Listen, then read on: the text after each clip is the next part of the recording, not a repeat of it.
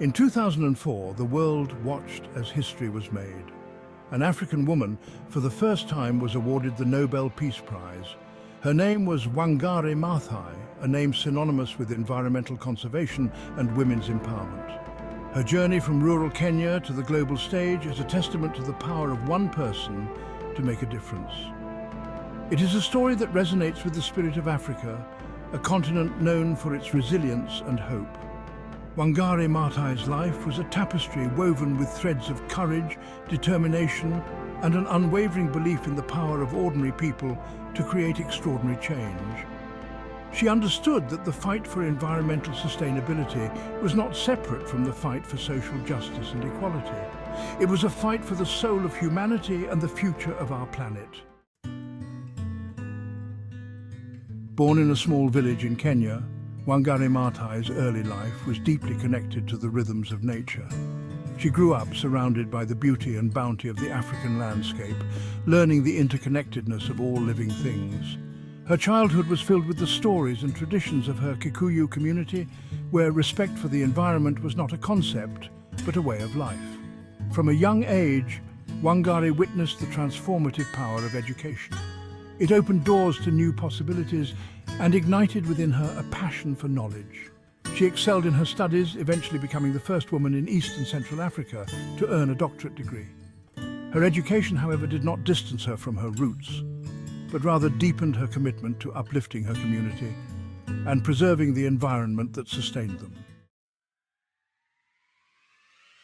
Wangari Maathai's vision extended beyond individual classrooms and reached out to embrace entire communities.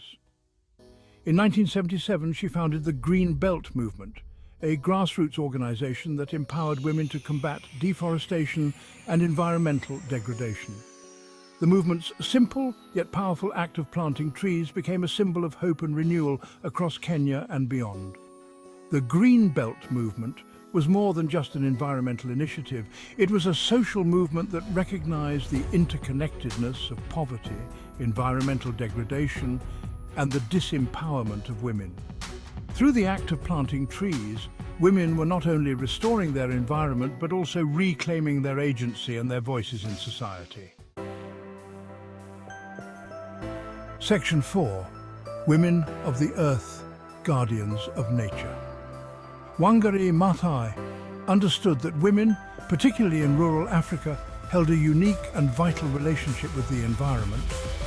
They were the farmers, the water gatherers, the caregivers who depended on the land's resources for their families' well-being, yet they were often excluded from decision-making processes that directly impacted their lives and their environment.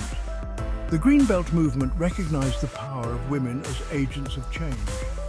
By providing them with the tools, resources and platform to participate in environmental conservation, the movement unleashed a wave of female leadership that transformed communities across Kenya. Women became stewards of their environment, advocating for sustainable practices and holding their leaders accountable. Section 5.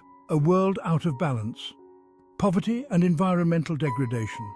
Wangari Maathai recognized the inextricable link between poverty and environmental degradation.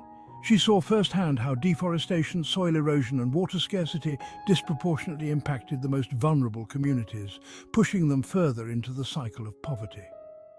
She understood that protecting the environment was not a luxury for the privileged few, but a necessity for the survival of all. The Greenbelt movement challenged the prevailing narrative that environmental protection hindered economic development. Instead, it demonstrated that sustainable practices, such as tree planting and soil conservation, could create new economic opportunities, improve livelihoods, and build more resilient communities. It was a holistic approach that recognized the interconnectedness of social, economic, and environmental well-being.